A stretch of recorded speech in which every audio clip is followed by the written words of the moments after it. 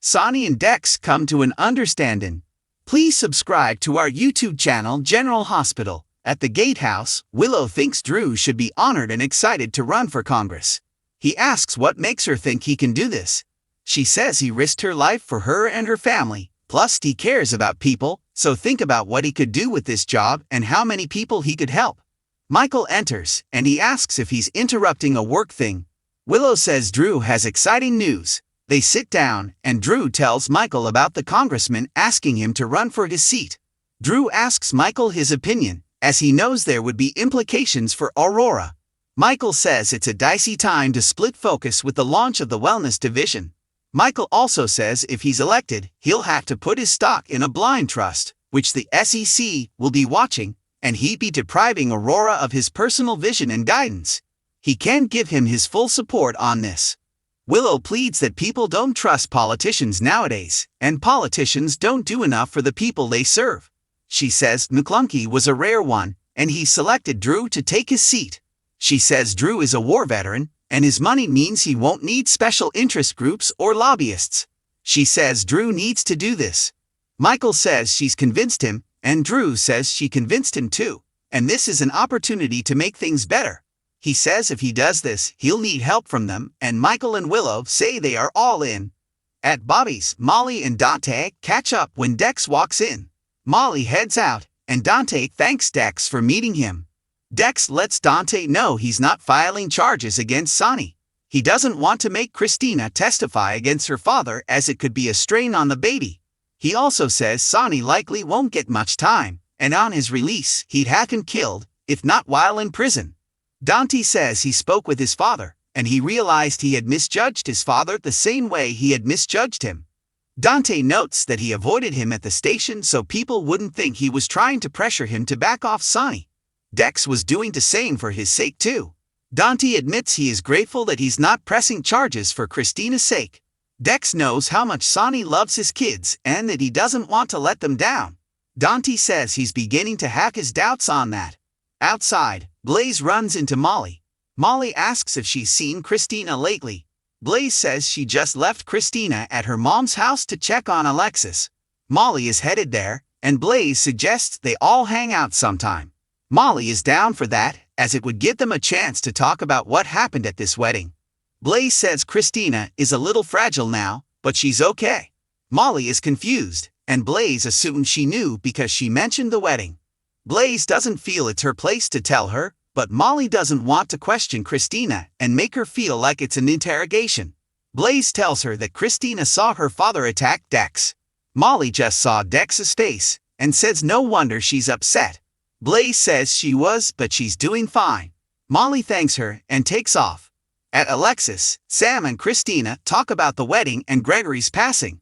Christina still worries about their mom drinking if this hearing doesn't go her way. Sam says Mom is a lot stronger than they give her credit for, and so is she. Christina asks why she's been included in that statement. Sam knows Christina is fiercely loyal and protective of those she loves, but she needs to protect herself too. Sam believes when it comes to doing the right thing, she believes Christina will do it, no matter the cost to Sonny. Christina guesses she knows what happened at the wedding. Sam says she's worried about her carrying this weight.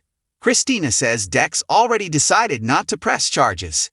Sam asks how she feels about this. Christina doesn't want her dad to go to prison, but he knows that she knows what he did, and he should have to face some consequences. Alexis returns home, and she tells her girls they didn't have to upend their day to come over. Sam says they brought lunch, and Christina asks about Albany. Alexis says they'll talk about that when Molly gets here. Molly soon arrives, and Alexis fills them in on the hearing. She says Neil's brother was the opposing counsel, and he fought dirty. She is preparing herself for a ruling against her, and it will take 30 days for it to come down. Alexis also reveals it was Ava Jerome who turned her in for perjury. The Davis girls all sit down for lunch. Christina gets a text from Dante, who she hasn't talked to since everything went down. Sam offers to drive her, and they leave. Alone, Alexis asks Molly what is up as she didn't touch much of her food. Alexis says she doesn't have to worry that she'll start drinking if that's on her mind. Molly says she's proud of her, but she has other things on her mind. Molly tells Alexis that Sonny lost it and assaulted Dex right in front of Christina. Molly says Christina didn't tell her about any of this, and she had to hear it from Blaze. She doesn't know if she didn't tell her because she's the ADA or because she'll hover. She can't even bring this up to her without her making a big deal about it. So, she doesn't know if she tells TJ or not, because if she does, then he'll go straight to Christina to check on her as well.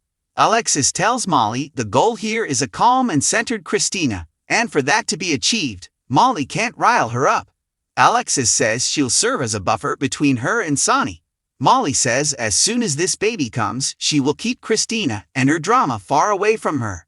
Sonny runs into Joss in the park. She tries to ignore him, but he says that she has something to say. Then say it. She tells him he used to be her stepfather, and he was there for her when Oscar died, but he's not that person anymore. She says he should be in jail for attacking Dex unprovoked and threatening to kill him and Jason. She informs him that he lucked out as Dex isn't pressing charges because of his kids. She says Christina was such a wreck that she went to Michael, the son he's cast off, and he went to Dex to fix things.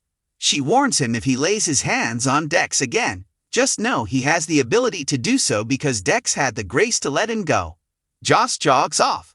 Later, Blaze runs into Joss in the park. Joss asks how Christina is doing. Blaze says she is doing better, but she let it slip to Molly what happened with Sonny. Blaze tells Joss she owes her an apology as she was right about Sonny. Joss says Christina's blenders are off now, and part of her wishes that this didn't happen, and that Christina was still safe with her illusions of Sonny. Sonny comes across Dex, who is studying a police academy manual. Sonny tells him to relax, and he just wants to talk to him. Dex says if this is an ambush you won't take it lying down. Sonny says, noted. Sonny sits down and reveals he heard Dex isn't filing charges. Dex explains he isn't for Christina's sake. Sonny knows that, and he appreciates that. Sonny says as far as he's concerned, this bad blood is over between them. Sonny says he's a distraction and he has more important things to deal with. Dex comments that he's never known him to back off a grudge. Sonny says Dex doesn't know him at all, and that he's not worth his time and energy. Sonny says, "You're nothing to me now, for your sake, keep it that way." Thanks for watching this video. Please subscribe to our YouTube channel, General Hospital Update, and stay with us.